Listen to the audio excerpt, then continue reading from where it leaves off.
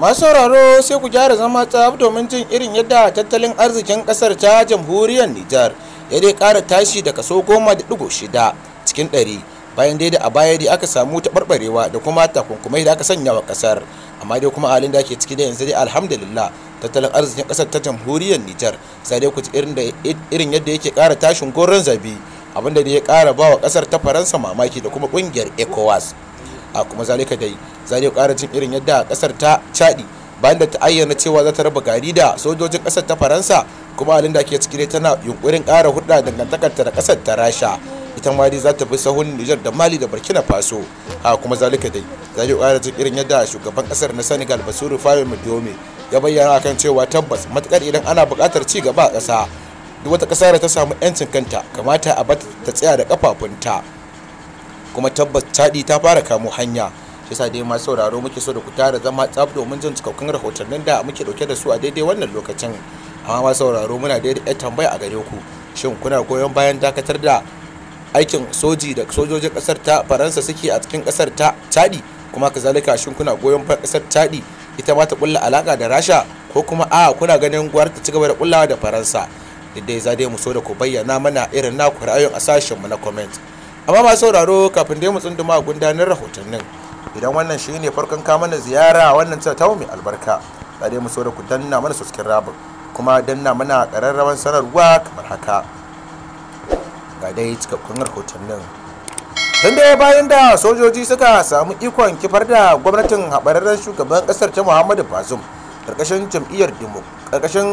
jam'iyyar PNDS tarayya kuma a lokacin demokaradiyya, tun daga nan ne dai tattalin arzikin kasar ta Niger ya fara shiga tangal-tangal. Dama dai tun a wancan lokacin ma dai tattalin arzikin wasu masana suna bayyana kan cewa yana shiga wani yanayi sakamakon masu almundana da kuma yi wa tattalin arzikin kasar ta jamhuriyar Niger zagon kasa. Kuma kazalika dai bayan takunkumai da aka samu nasarar kifar da gwamnatin Muhammadu Bazoum, aka sanya takunkumai a kasar ta Niger, wanda hakan da ya sa tattalin arzikin kasar ya tsaya cak. Sai dai cikin hukuncin ubangiji bayan daga takunkumai da kuma irin kokari da jajircewa da gwamnatin CNSP a ƙarshen jagorancin Brigadier Jan Abdulrahman Chani suke yi a ƙasar ta jamhuriyar Niger, a halin da ake ciki dai IMF ta tabbatar da cewa tabbas tattalin arzikin ƙasar ta jamhuriyar Niger ya ƙara tashi sosai da 10.6. Haka kuma zalika dai ita ma dai bankin duniya ta bayyana kan cewa tabbas tattalin arzikin ƙasar ta jamhuriyar Niger a wannan ta shekara ta 2024 tattalin arzikin ya yi matukar tashin da su ma kai kansu ya ba su mamaki. Gwamnatin Niger ta shirya tsaf domin ganin bunƙasa tattalin arzikinta, kuma kazalika dai gwamnatin Niger ta bayyana kan cewa insha Allah ta'ala nan da shekara ta 2025 gabanin al'umma sai sun yi mamaki sosai irin inda tattalin arzikin kasar zai je. Sai dai kuma abin da yana gagarumin matukar bawa Faransa mamaki da ƙungiyar kasashen yammacin Afirka Ecowas din akan irin yadda tattalin arzikin kasar ta Niger ke ci gaba da tashin goron zabi, da kuma irin yadda suka datsa duk wata hurdansu tsakaninsu da kungiyar Ecowas da kuma da hurdansu tsakaninsu da can kasar ta Faransa. Kasar ta Faransa dai ta kasance ita ce dai uwar gijiya a kasar ta jamhuriyar Niger, kuma kazalika ita ce dai kusan rabin tattalin arzikin ita ce dai take juya. Sai dai kuma a cikin 'yan kwanakin nan alhamdulillah iko ya koma hannun sojoji a kasar, inda tattalin arzikin kasar ke ci gaba da ƙara tashin goron zabi, da kuma irin yadda gwamnatin Niger din su ƙara ribanya irin yadda suke fitar da danyen mansu, da kuma irin yadda suka fara fitar da danyen mansu zuwa kasashen duniya, wanda hakan ya sanya 'yan ƙasa suke farin ciki. Kuma kazalika dai Niger ta kasance ita ce dai ƙasa ta 7 a duniya da take fitar da makamashin nukiliya wato uranium, amma kuma a baya duk da irin waɗannan uranium da ake fitarwa a kasar tana fama da talauci da kuma taɓarɓarewar tsaro, amma kuma yanzu a cikin kwanakin nan cikin hukuncin ubangiji kasar ta Niger fa sai dai a ce alhamdulillahi masha Allah, domin turawa da dama ne da suke yunkurin ganin sun ƙara ci gaba da ƙurra hurɗa da kuma dangantaka ya ci gaba da ƙara ƙarfi tsakanin su da ƙasar ta jamhuriyar Niger, saboda dai dama tun asali akwai ƙasashe da dama waɗanda suke yunkurin ƙulla mu'amala da gwamnatin Niger din, amma kuma sakamakon wasu dalilai hakan ya sa suka ja baya. Haka kuma zalika dai ƙasar ta Chadi ta bada sanarwar kawo ƙarshen yarjejeniyar ayyukan sojan da ta sabunta da Faransa shekara ta 2019.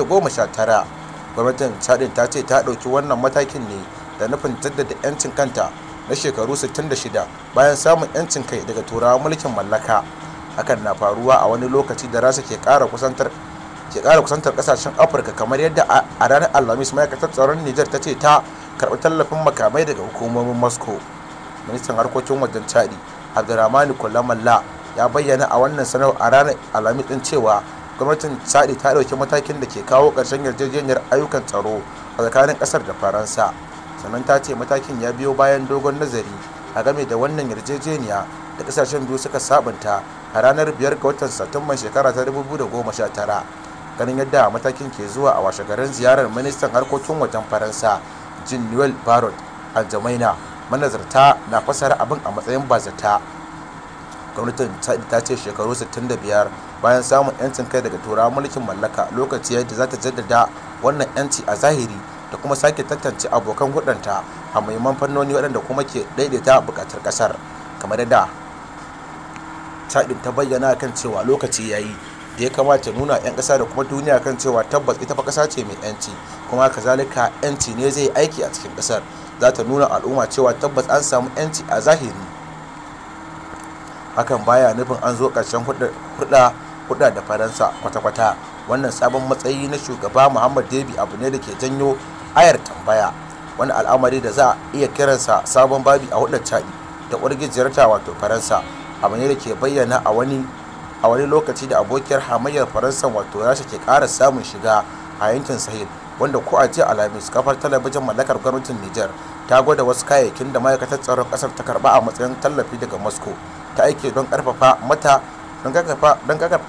matakan yaƙi da ta'addanci a yankin. Faransa da ke fuskantar koma baya a fannin diflomasiya 'yan shekarun nan, musamman a tsakaninta da kasashen da ta yi wa mulkin mallaka, na shan suka sakamakon girke sojoji a irin waɗannan ƙasashe cikiyar da senegal.